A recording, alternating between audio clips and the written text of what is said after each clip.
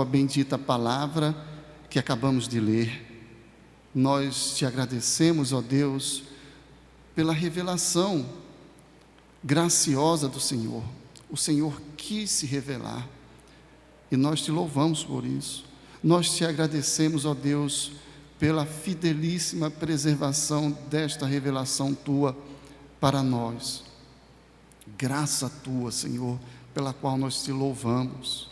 E agora, Senhor, que estamos aqui atentos para ouvir com fé a tua palavra, te rogamos que o teu Espírito, que a inspirou, através da qual também o Senhor a preservou, nós queremos te pedir que esse mesmo Espírito nos ensine nesta manhã, que o nosso entendimento seja abençoado pela iluminação do teu Espírito, que o nosso coração seja abençoado pelo tratar santificador do teu Espírito, que a nossa vida seja conduzida porque teu Espírito agiu em nós por meio da tua palavra.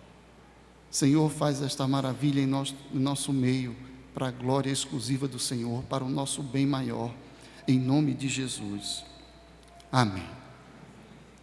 Meus irmãos, nós temos aqui um momento significativo, de forma muito especial, da história do povo de Deus. Após aquela libertação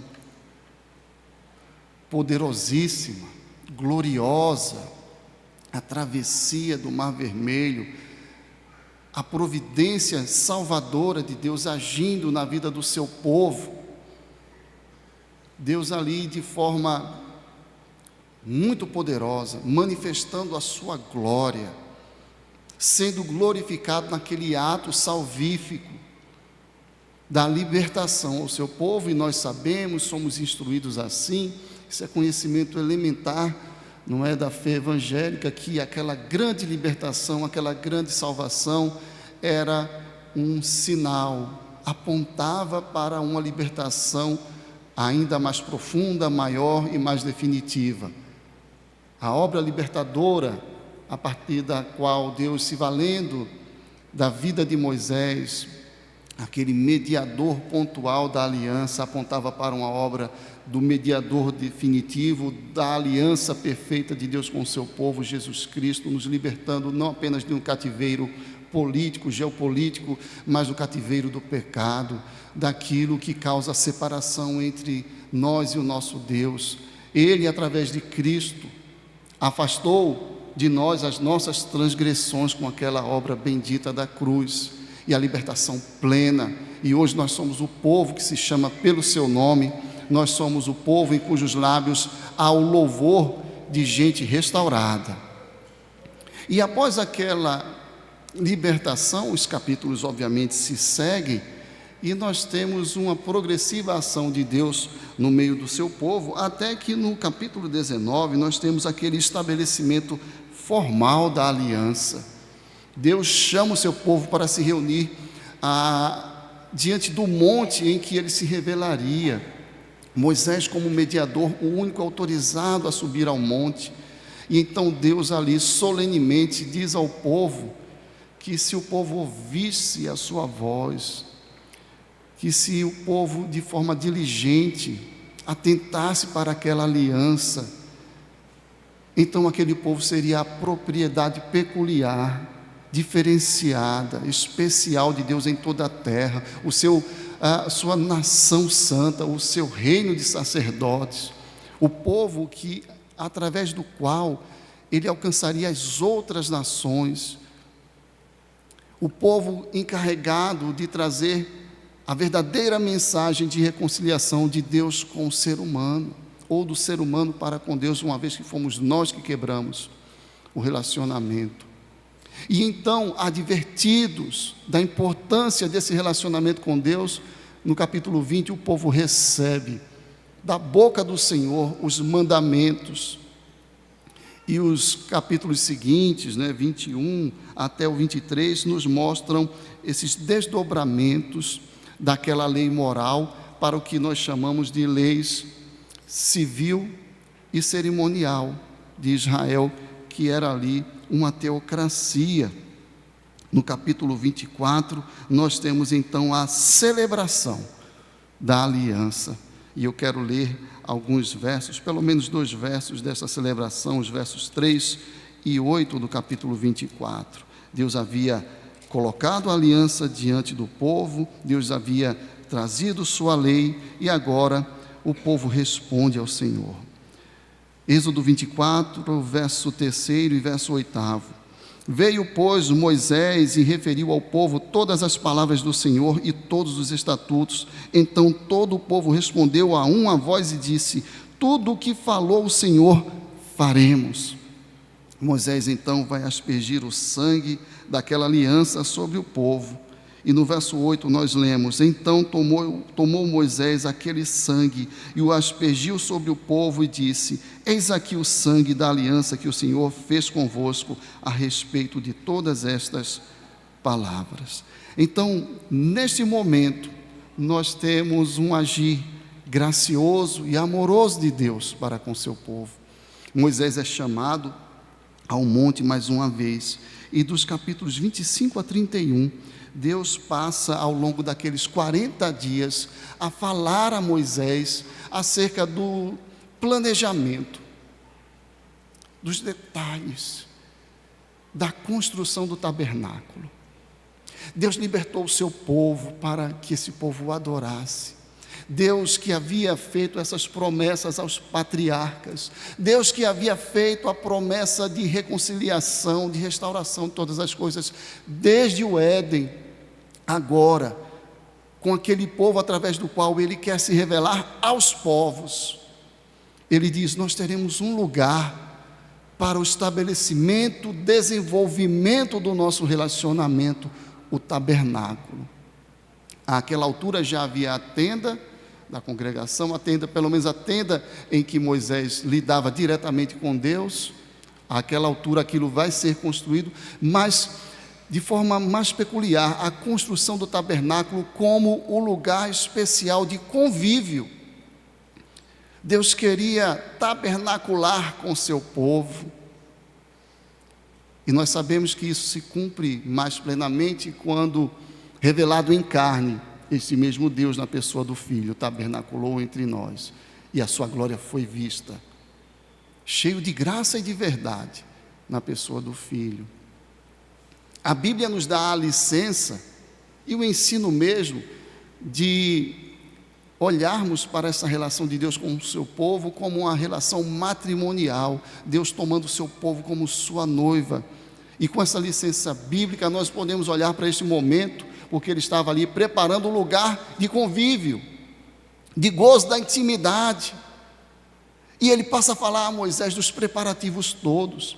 Esta narrativa que fizemos aqui, que lemos aqui do capítulo 35, é a repetição do que está lá no capítulo 25, e ainda bem mais detalhada.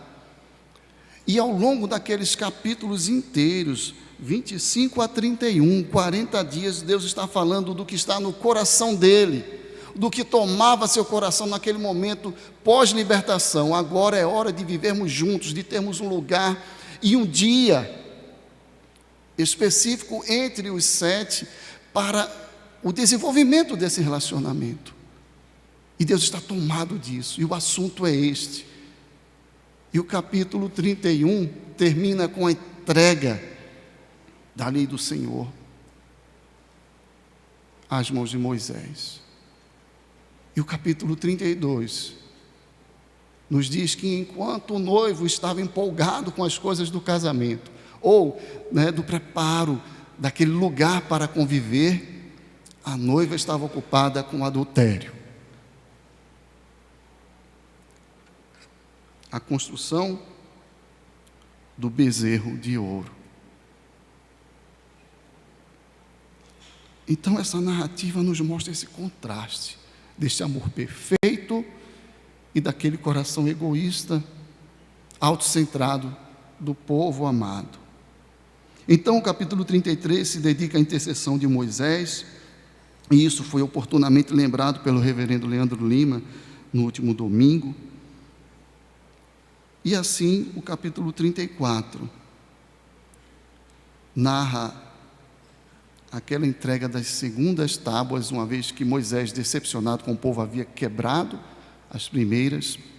Deus então providencia que a sua lei, ou seja, o estatuto através do qual se aponta para a aliança fundamental de Deus com o seu povo, aquela lei fosse registrada novamente, e há ali uma nova renovação da aliança, e é assim que começa o capítulo 35. Este é o contexto, o Deus traído, voltando a falar do que ocupava seu coração,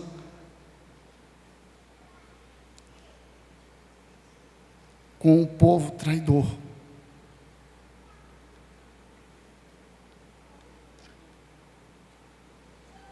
Isso é perdão verdadeiro.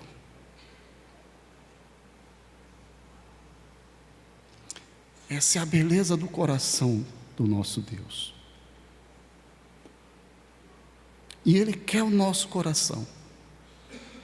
E é por isso que ao longo destes 29 versos, você vai ver a ênfase. Ele fala a toda a congregação e aplica a cada um, todos e cada um cujo coração, e o coração vai sendo mencionado, não é? Verso 5, cada um de coração disposto. Verso 21, veio todo homem cujo coração o moveu.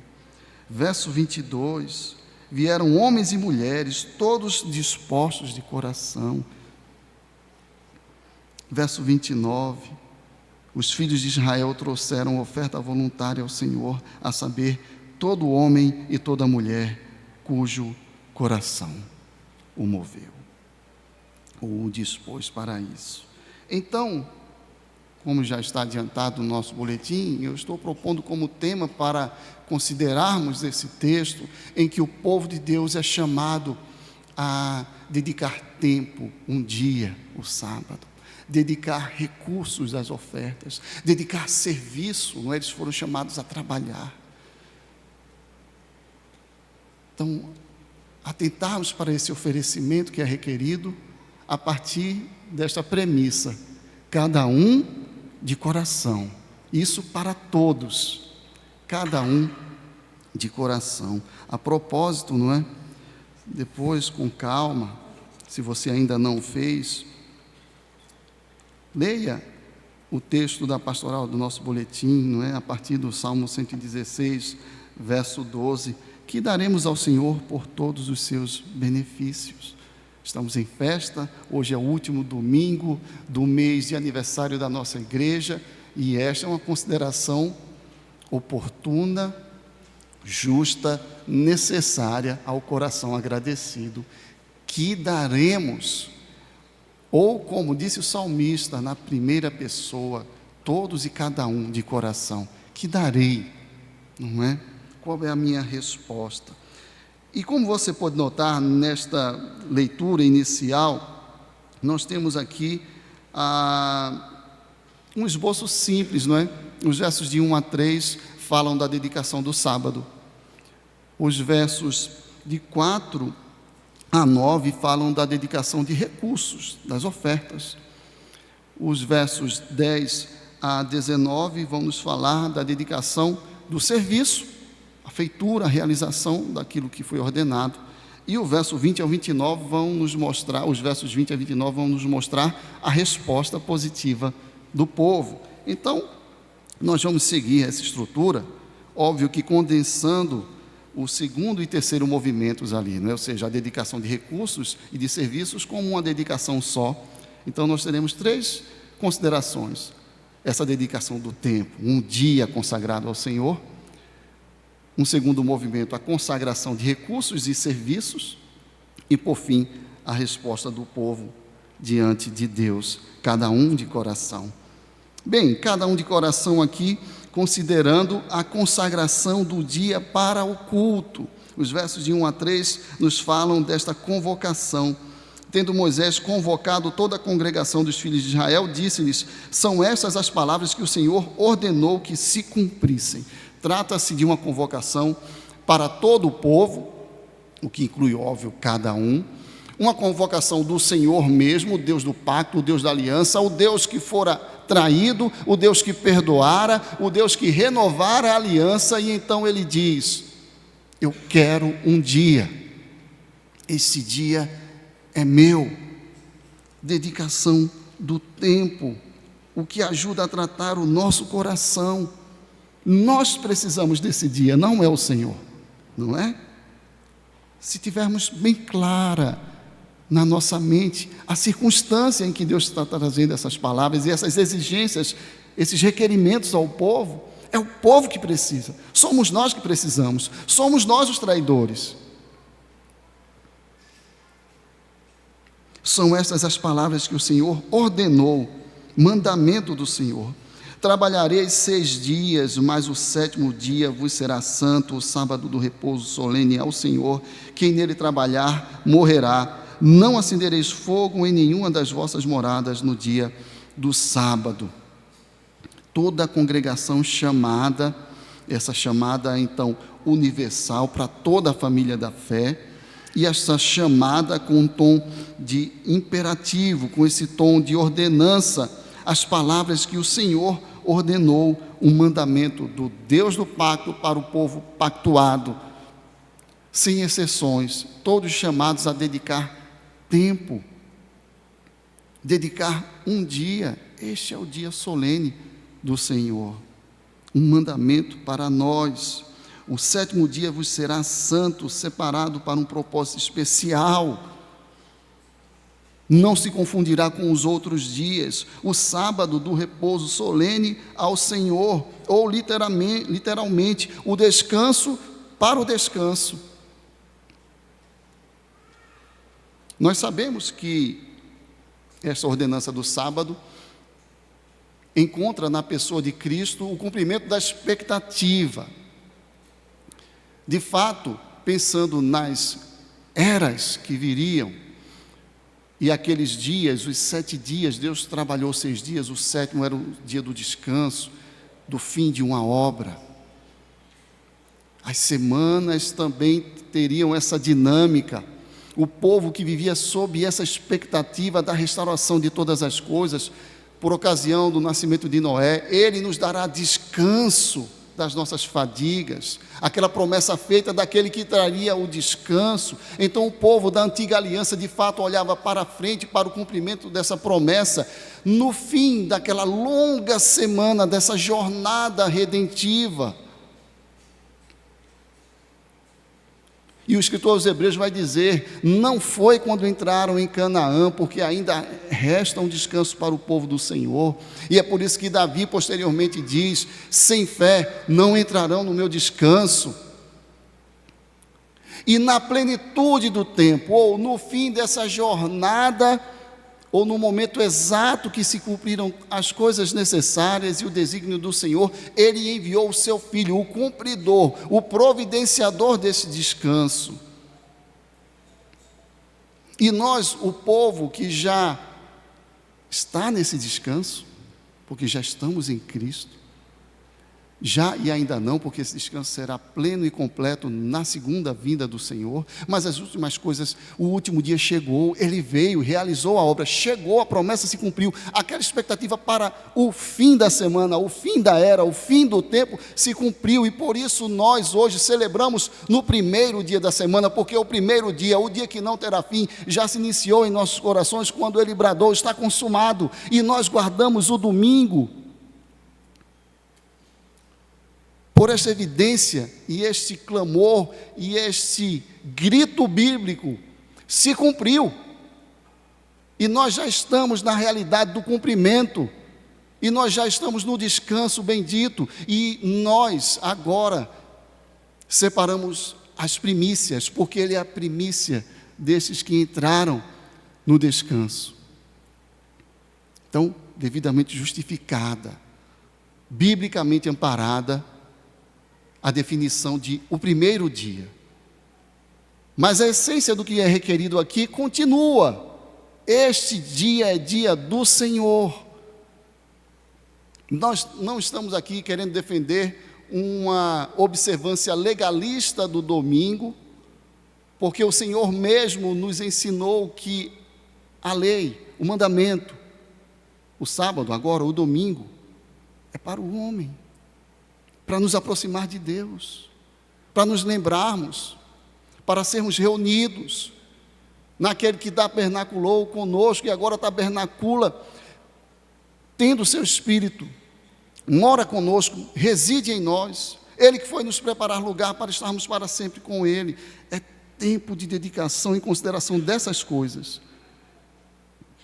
Eu gosto muito de uma definição muito simples, mas não simplista, de igreja. Igreja, e sobretudo igreja local, é um grupo de pessoas alcançadas por esta graça, por este evangelho, que se reúnem regularmente no dia indicado pelo Senhor, o domingo, para celebrar, estamos festejando esta salvação, para aprender de forma mútua e recíproca desta salvação, serem alimentados e nutridos por meio da pregação da palavra, dos estudos, da administração correta, justa, ordeira dos sacramentos, da disciplina, dos exercícios todos. E também este povo que aqui se reúne e sai daqui para proclamar esta mesma salvação. Isso é igreja em essência. E Deus requer dessa igreja a observância deste dia. E meus irmãos, a menos que haja impeditivos justos, é de muita preocupação que eu e você selecionemos o culto do qual iremos participar, que selecionemos a partir das nossas conveniências o culto da manhã ou da tardinha, em que estaremos reunidos para celebrar de coração o nosso Salvador, reunidos para nos instruirmos na presença do nosso Salvador, para que saiamos daqui durante a semana proclamadores deste Salvador. É de muita preocupação que eu e você eventualmente escolhamos a partir das conveniências. Tem parente lá em casa, vai ficar difícil. É de grande preocupação. Para nós, todos nós incorremos nisso. Todos nós precisamos dessa convocação. Todos nós, a partir de mim.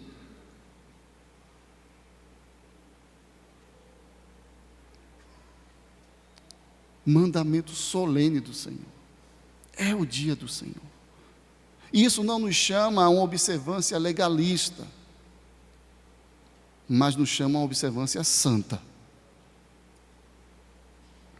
Bem, o texto prossegue, e nós obviamente não temos condições no tempo de que dispomos de exaurir aqui, esgotar todos os ensinamentos possíveis. Mas ainda sob esta ótica, essa lógica de cada um de coração, consideremos aqui o segundo movimento, a consagração de ofertas e serviços ao Senhor. Você lembra, não é, quando deflagramos a campanha, a propósito, intitulada Cada Um de Coração, foi com base nesse mesmo texto. Tivemos uma aula aqui de escola dominical, a partir da qual a campanha foi lançada. Porque se não é do coração, está distanciado do sentido verdadeiro. Então, aqui conjugando os versos 4 a 19, que tratam 4 a 10 a 9, da oferta dos recursos, e de 10 a 19, do serviço mesmo sendo realizado, nós vemos que é de fato uma questão de obediência. A mesma estrutura se repete no verso 4, aquela que introduziu o trecho lá do sábado, não é? Disse a toda a congregação dos filhos de Israel, esta é a palavra que o Senhor ordenou. A estrutura é a mesma, o que vale para o tempo, vale para os recursos e vale para os serviços. para as habilidades, porque o tempo é uma dádiva de Deus. Cada segundo, cada fôlego, cada sinapse, cada reação necessária para a continuidade da nossa vida, cada reação química é uma dádiva divina, o tempo é dele e nós devemos dedicar a ele. Assim também os recursos obtidos ordinariamente pelo trabalho são dádiva do Senhor. As habilidades através das quais nós desenvolvemos trabalho são dádiva do Senhor. E de coração devemos dedicar ao Senhor. Esta é a lógica. Então, a toda a congregação, esta é a palavra que o Senhor ordenou. Verso 5: tomai uma oferta para o Senhor. Tomai do que tendes, uma oferta para o Senhor, cada um de coração disposto, voluntariamente a trará por oferta ao Senhor. Verso 10, também acerca dos serviços realizados, do produto das mãos. Venham todos os homens hábeis entre vós e façam. Ofertem e façam tudo o que o Senhor ordenou. Recursos e serviços à disposição do Senhor de coração. Então é uma questão de obediência, mas também, obviamente, como já está muito claro para nós, uma questão de motivação do coração. Ou seja, a essência mesmo da obediência. A obediência sem o envolvimento do coração é já desobediência. Não serve. Quando Jesus aos seus discípulos lembrou que a justiça deles deveria exceder em muito a dos escribas e fariseus, Jesus não se referia a uma observância ainda mais legalista, mais criteriosa, no sentido de anotar todos os detalhes. Não. Na medida em que ele vai reexplicando a lei, corrigindo a má interpretação estabelecida pela tradição, ele vai mostrando que essa obediência ou essa justiça muito superior é aquela do coração, porque se ao teu irmão chamares bobo, no coração o mataste, e se a uma mulher olhares com intenção impura, no coração adulteraste. É o coração que está em jogo. Sem coração, sem obediência, ainda que formalizada no cumprimento externo. Tomai do que tendes, de acordo com o que Deus dá. O que você tem, foi Deus que deu. De acordo com o que Deus dá a cada um. Eu ofereço e sirvo, porque reconheço que é providência de Deus. É isso que deve estar no coração. O reconhecimento de que Ele é dadivoso. Uma oferta para o Senhor, para o Deus do pacto, que estabeleceu o pacto, que passou 40 dias falando deste pacto e daquele evento significativo de ter um lugar e tempo destinados para convívio com o seu povo, o convívio perdido desde o Éden. Aquele Deus traído pelo povo que providenciara um Deus conforme suas expectativas, um Deus que perdoa e restabelece o pacto, percebe? É isso que tem que estar no coração. Ele nos perdoou, Ele renovou o pacto, nós comemos o pão e bebemos o sangue da nova aliança, Ele pagou o preço da nossa ofensa, da nossa traição. O Senhor, na noite em que foi traído, Paulo diz, não é? Eu estou passando a vocês o que eu recebi e aprendi assim, na noite em que foi traído, com o traidor à mesa,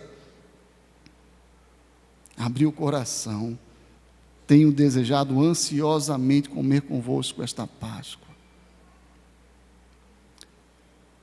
Ele quer que seja de coração, porque Ele está de coração. Uma oferta para este Senhor, fruto da nossa relação pactual com Deus.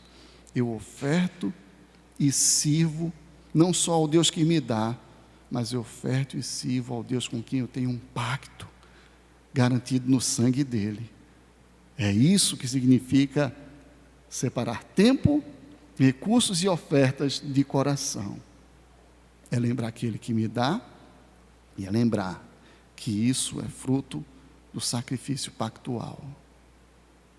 cada um de coração disposto, de acordo com o que Deus, pela sua graça, tem colocado no coração, voluntariamente, de modo que, sem alegria, sem querer dar, é já desobediência. Deus não simplesmente quer que você dê, Ele quer que você queira dar.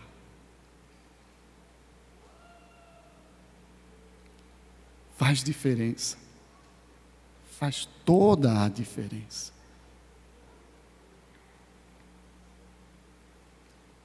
Então nós temos essa lógica, não é? Todos e cada um.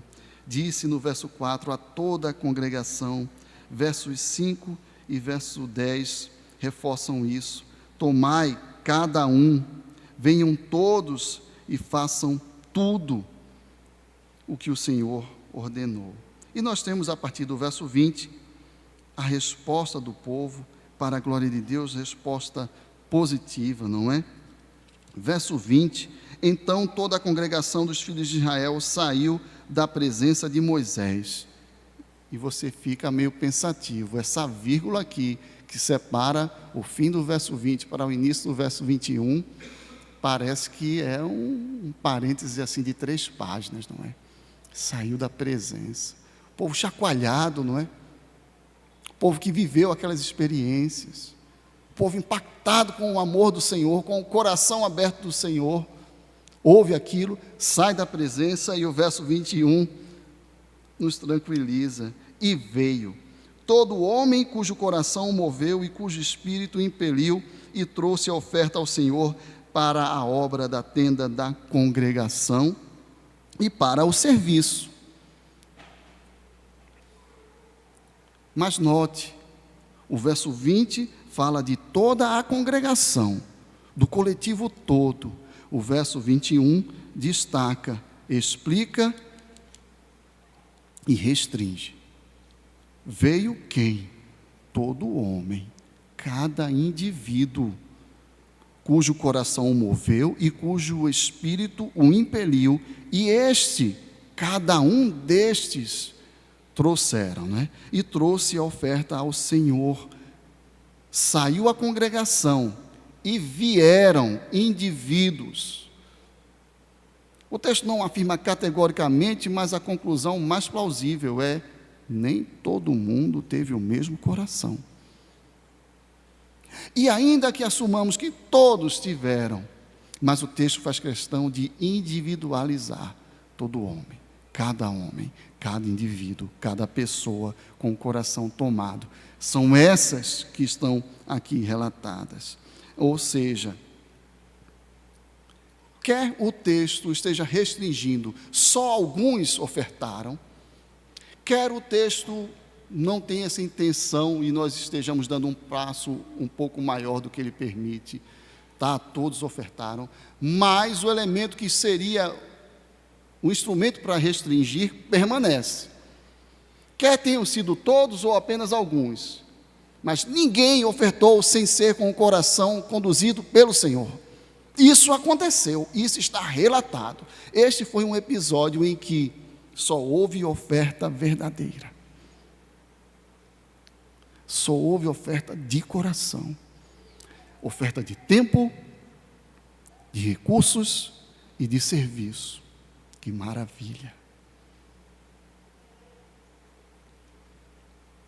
Vieram homens e mulheres, diz o verso 22, todos os que vieram, e se todos que vieram era toda a congregação, foi uma maravilha.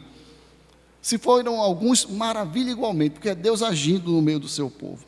E todas as mulheres cujo coração moveu, vieram homens e mulheres, todos dispostos de coração, verso 26, e todas as mulheres cujo coração as moveu.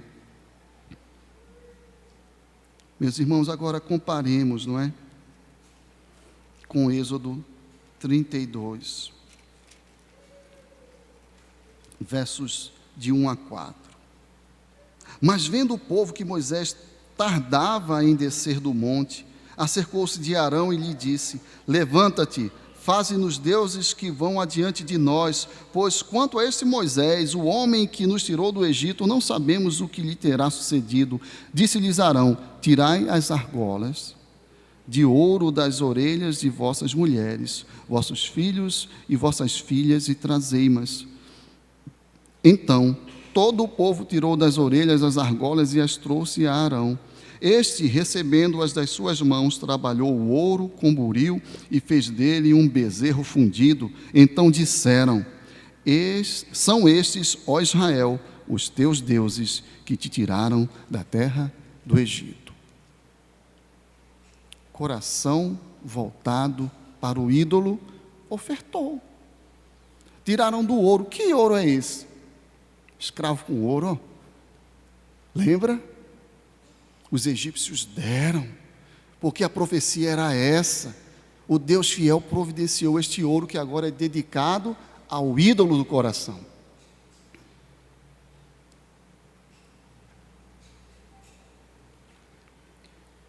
Nós somos um povo que escolhe mal, porque inclina mal o coração.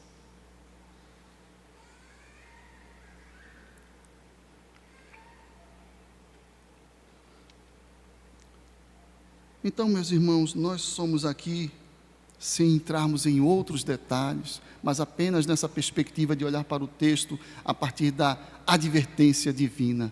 De coração, meu filho, de coração, minha filha. Então nós vemos que, de fato, Deus nos chama a dedicar tempo, recursos e serviços de coração, porque Ele está dedicado de coração, porque o coração dele está tomado por isso. É por isso que o nosso coração é requerido. Dá-me, filho meu, o teu coração. Não é? Então, em Cristo nós sabemos, temos esse tempo do descanso que já chegou. E quando nós guardamos o domingo, estamos sendo lembrados de que Ele já nos introduziu, aquele que crê já saltou da morte para a vida. Ele cumpriu, a plenitude do tempo chegou, Ele veio e realizou a obra. Esse coração tomado, não tomou por usurpação a maior das riquezas, a glória divina. Não tomou por usurpação, não apegou-se ao que era seu, o ser igual a Deus. Antes se despiu, se esvaziou, reconhecido em figura humana, ele foi obediente até a morte, morte de cruz. Não há riqueza maior. Ele que se fez pobre, sendo ele a riqueza, e ele realizou o trabalho. Ele ofertou o seu serviço. Desde a observância de cada um dos itens da lei, desde as maravilhas operadas, os sinais, até o oferecimento final. Pai, em tuas mãos entrego o meu espírito. O profeta disse que ele veria o fruto do penoso trabalho da alma dele e ficaria satisfeito. Fez de coração. Ele quer que seja feito de coração. Não há outra oferta de tempo, domingo, observância, de recursos, campanha para abençoar a igreja local, serviços para abençoar as vidas da igreja local. Não há outro oferecimento que não seja o do coração.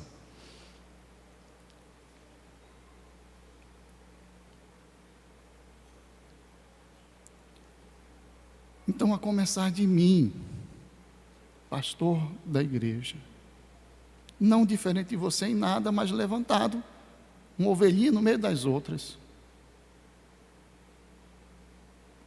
E dada a grande responsabilidade, pastorear o rebanho.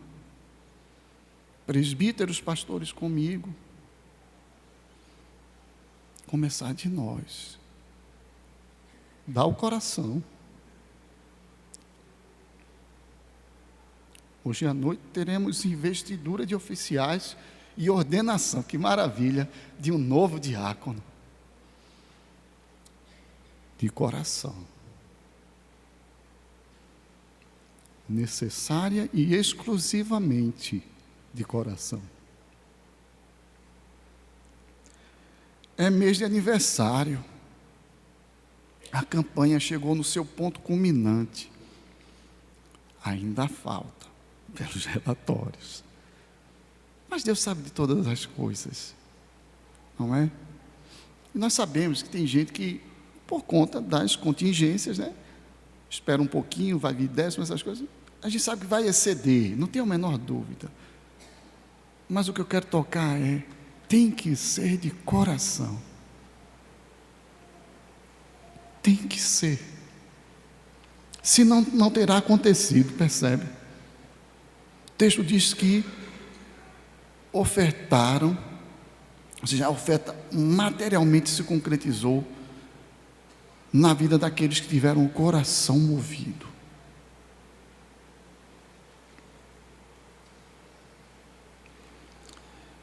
Outra aplicação possível é a valorização do culto, né, meus irmãos? Chamei a atenção no começo e volto a chamar a atenção. Se não há motivos impeditivos, é preocupante demais que eu e você escolhamos a ocasião para cultuar. É preocupante demais como está o nosso coração. Há questões envolvendo saúde, tem questões e questões, todos nós as temos e devemos colocar com o coração diante do Senhor. Mas eu me referi ao coração mesmo. Como temos olhado para o nosso culto? Quem é o pregador de hoje?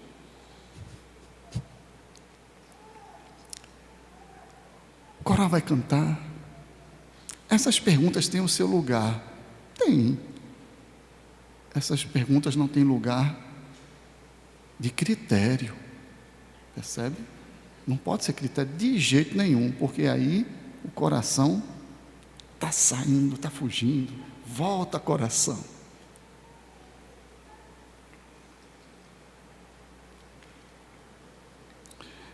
E o envolvimento com o serviço, não é?